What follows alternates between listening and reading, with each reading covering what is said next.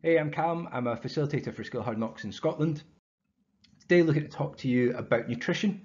It's very easy for us to fall into some bad habits just now while we're on lockdown.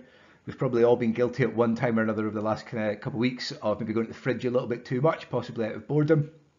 There's probably others a bit like myself out there who are exercising a little bit less or a little bit less active than we were before. And I'm also seeing a lot of people on the flip side of that have got a little bit more active, getting out for a bit more exercise, big walks, going for longer runs and things like that. So it's just a conversation about what we need to be looking at in terms of our nutrition and to making sure that we're doing the right things of how active we're being. Now, none of this is to say that we need to be whiter than white or perfect. Everything, as you well know, is within moderation and about having a balanced diet as well. It's just looking at some sort of changes that we can make just to make us feel a little bit happier and healthier. For this, you will need a pen and paper and like a calculator that you've maybe got on your phone or something like that. So feel free to hit pause just now and go grab those sort of things. You'll see on the screen now we've got a quote. Fill your plate with the colours of the rainbow. What pleases the eye pleases the body. Now, this is a really good rule of thumb when we're thinking about our meals and what we want to be having on our plate. The more colourful it is, the more balanced our diet probably is. Now, this was a story I heard from a guy called Ben Ryan, who is a gold medal winning rugby coach with Fiji from the last Olympics in Rio. He said when he first took up the job, the Fijian players had very little nutritional knowledge or education and weren't eating the right things. And this was a challenge that he said to them, and it almost became a competition. They would come, show them their plate, and see which one of these elite level athletes that could get the most colour on their plate. So to begin with, we're going to talk about calories. We hear about them all the time. They're written all over our food, but what are they? So quite simplistically, a calorie is a unit of energy. Now, all our food contains calories, and it all contains energy content. Now, obviously, things are higher or lower in calories and energy content as well. Now, we all need a certain amount of energy to function, regardless what we're looking to do. If you're just wanting to sit at home all day, you still need a certain amount of energy in order to do that. If you are going to work, if you're looking after the kids, if you're going to the gym, or if you're going to exercise, whatever it might be in our day-to-day lives, we all need a certain amount of energy to function. So what we're going to do now is just kind of have a little bit of a quick quiz. So I'm going to get you guys to write down on your bit of paper how many calories you think are in each of the following. So first of all, we've got spaghetti. Now that is a one person serving of just plain spaghetti, no sauce or anything on it, just plain spaghetti. The next is how many calories you think are in an apple. If we can then do how many calories you think are in just one average or sort of medium-sized plain baked potato. So again, nothing on it, just a plain baked potato. How many calories we think are in one Cadbury's Miniature Hero, or Roses, or a Quality Street, any of those sort of tinned sort of sweets that we get around the Christmas period traditionally. And how many calories you think are in 1 pint of beer. So again, hit pause, write down how many calories you think are in each of the following. Okay, so some answers to the kind of calorie quiz. So first up, spaghetti. So there is roughly around 169 calories in one person serving of just plain spaghetti. In an apple, you're looking at roughly around 31 calories. Now, typically when we do this session with our courses, I get a lot of people quite surprised by the amount of calories that are in an apple. It's really not that high in comparative to a lot of other stuff. Again, it is purely water, but it's the natural occurring sugars, things like fructose in an apple that just give it the calorie content there. In a baked potato, a plain baked potato, you're looking at about 97 calories if it's just a sort of medium average size baked potato. Cadbury's Miniature Hero, we are looking at about 53 calories per sweet, okay? So in each one of them, you're looking at about 53 calories. So quite high for the size of what it is. Again, the question that we put to a lot of people is, do you ever just have one? So likelihood is we're probably having a handful. So anywhere from maybe 5 to 10 each time we kind of go into the tin of what we're having with those little sweets. And then finally, how many calories do we think are in a pint of beer? Now, on average, you're looking at about 250 calories each pint. Now, this isn't to say that you shouldn't be having a pint of beer or anything like that. It's about the choices we then make afterwards. So if we've gone, we've caught up with friends, we've had a couple of pints, what sort of choices are we making thereafter? Very rarely we will probably ever go home, have a stir fry, make a salad or something like that. We're probably looking at pizzas, go to the chip shop, maybe a curry and things like that. So it's the choices we then make after we've had a couple of pints is where we can then kind of slip up on our nutrition goals. So first thing we're going to look at in terms of helping you guys out is figuring out how much energy you actually need. Now, in order to do this, we need to figure out what your basic metabolic rate is. Now, your basic metabolic rate is the amount of energy you will use while at rest. So if you were to lie in bed all day, not moving, the amount of energy you would use just by your heart continuing to beat, just by breathing, regulating your body temperature, all the stuff your body naturally does, how much energy you need in order to do that. Now, it's actually quite simple in order to figure this out. So you'll see on the screen there that we've got male and female. So if you are male, what I want you to do is your weight in kilograms times 24. If you are female, it is your weight in kilograms times 22. Okay, at the bottom there, we've got a nice simple conversion rate of stone to kilo. If you don't know your exact precise weight at this current moment, either if you've got scales at home, obviously go press pause, go weigh yourself. If you've got a kind of rough estimate of what you were last time you weighed yourself is great. If you don't know exactly what stone and pounds you are or how many kilos to the decimal is, just a rough sort of estimate is fine. But obviously times in that by 24 if you're male and 22 if you're female. So if you want to write that down just now for us. Okay, now that we've got your BMR, we need to have a look at what your actual kind of energy needs are in terms of how active you are. Now, on the screen there, we've got sort of physical activity levels from mostly inactive to very active, and they kind of go from 1.2 to 1.7.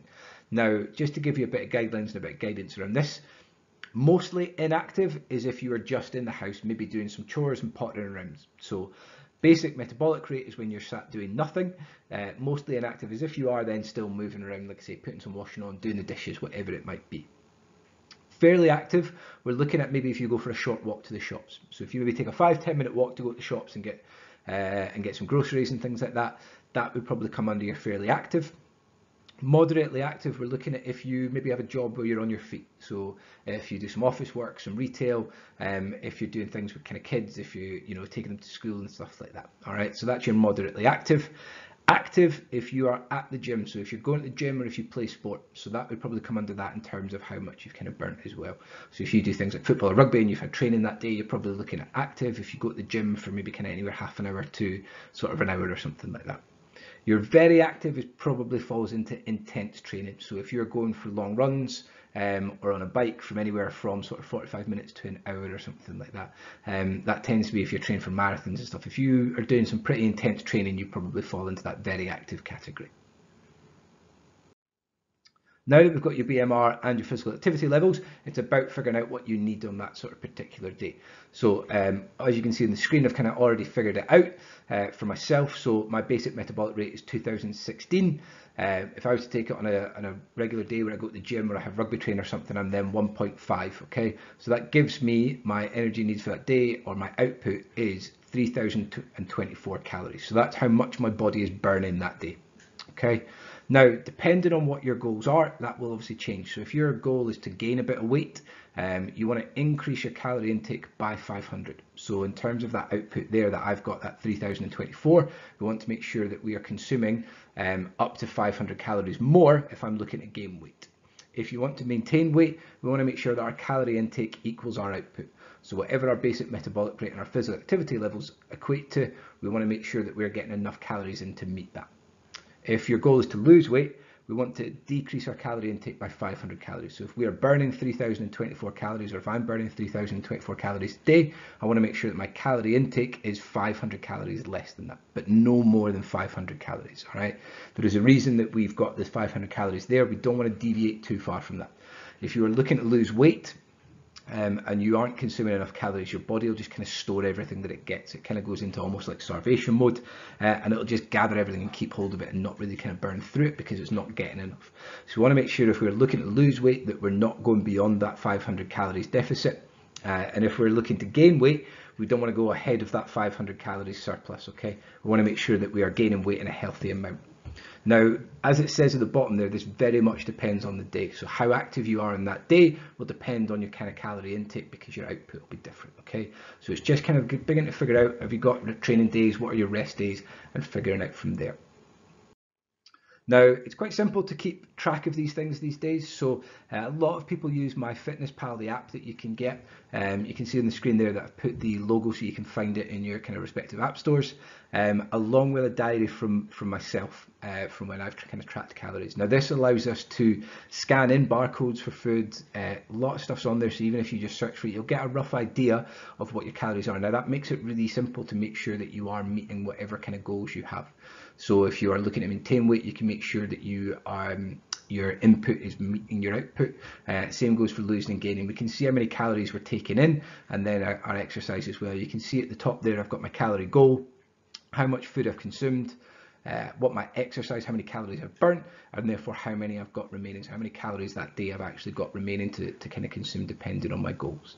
Now, along with MyFitnessPal, a lot of people these days have smartwatches, your Apple Watches, your Garmin, and obviously things like Fitbits as well. Now that gives us a bit of an accurate reading in terms of how much our output is, how many calories we've burned on that day. So combining that with MyFitnessPal will make things a little bit accurate for you if you're looking to kind of do that.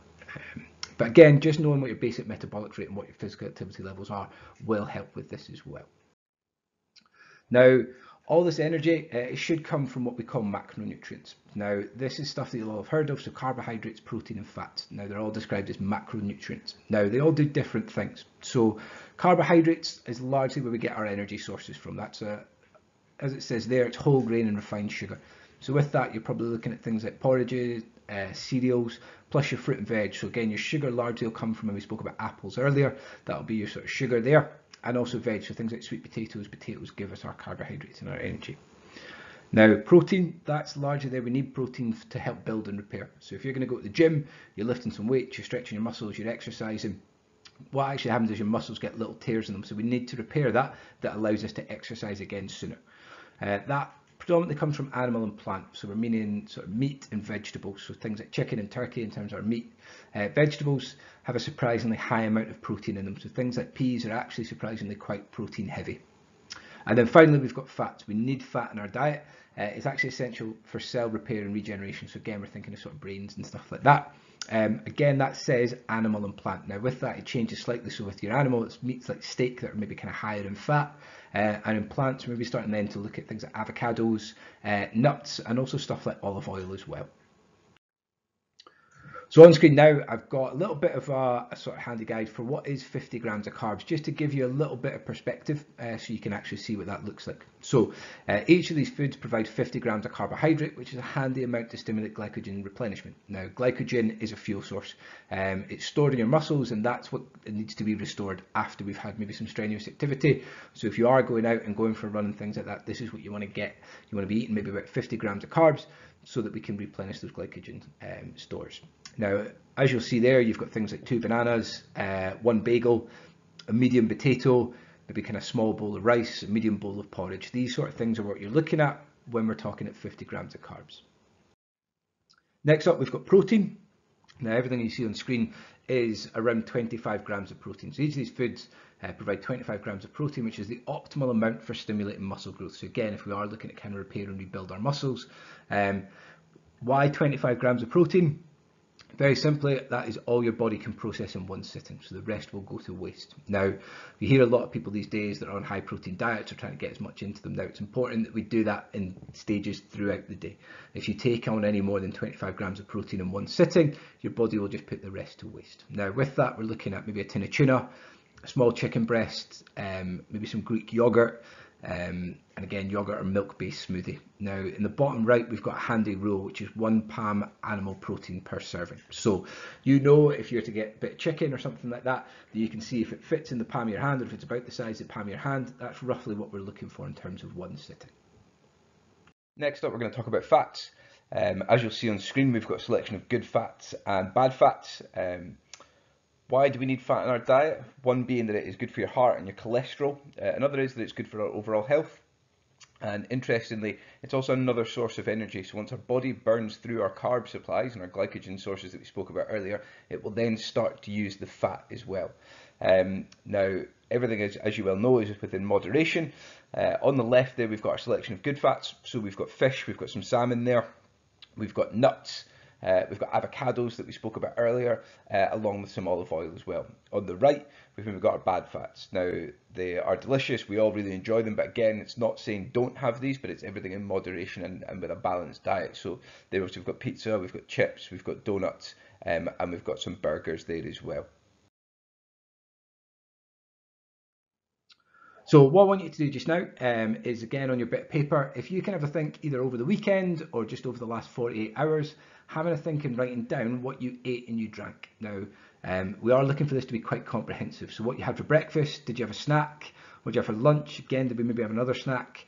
What did we have for dinner? And did we have anything before we went to bed? And it's writing down everything you ate and drank. So did you have any juice? How many cups of tea did we have? How many cups of coffee did we maybe kind of average? Are we having any fizzy drinks, cans of Coke and things like that? If you want to hit pause and actually just write down everything you had over a 48-hour period, just so that you can actually have a look and see what that kind of looks like. Okay, so when we've typically done the 48-hour recall in the past with courses that we run, we find that some people are sometimes a little bit surprised by what that brings out. Either that they are eating too much and eating too much of certain things, or they may be having too much bad fats. We find that a lot of people maybe don't have breakfast or maybe skip lunch because they're busy or there's other things going on.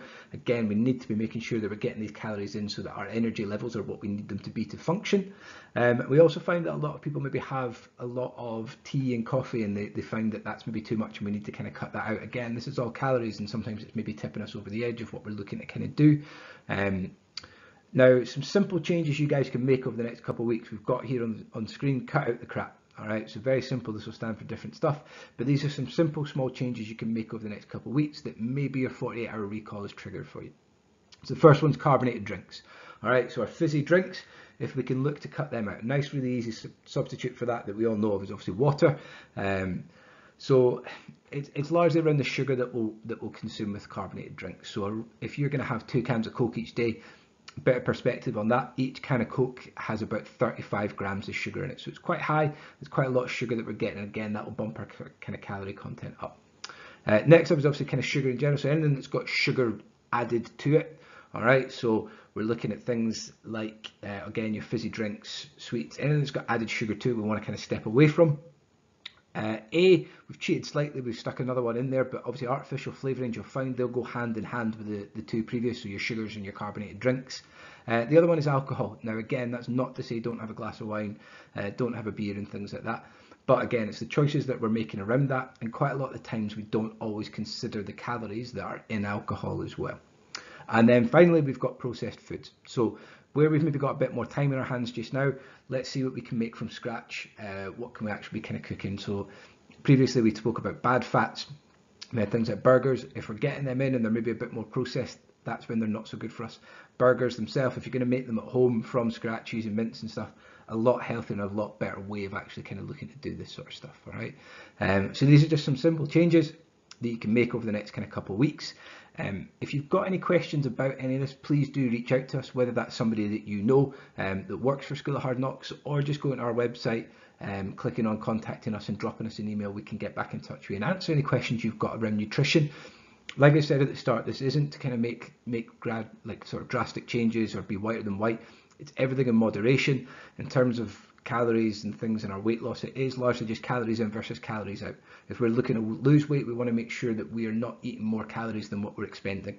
And same for gaining weight, we just want to make sure that we're getting a little bit more calories into us than what we're kind of burning, just to kind of help it gain a little bit of weight, or to maintain, making sure that that's nice and level for how much we've got going in and how much we're actually kind of burning. Okay, so calories in versus calories out. But any questions, please do get in touch with us. Thanks.